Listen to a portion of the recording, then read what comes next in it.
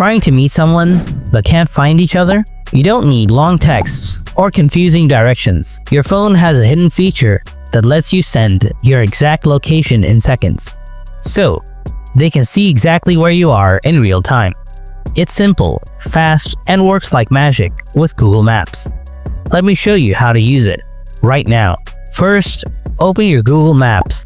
Select the location you want to share. Press and hold the spot on the map you'd like to share. A red pin will appear and a menu will pop up. Tap the share button. You'll see different apps you can use to send your location. Choose the method by which you want to send the location. Then choose the person and tap send. Now let's see how to share your real-time location on Google Maps. First, open Google Maps. Then tap your profile photo in the upper right corner of Google Maps. Then tap Location Sharing. Now tap Share Location. Choose how long you'd like to share your real-time location.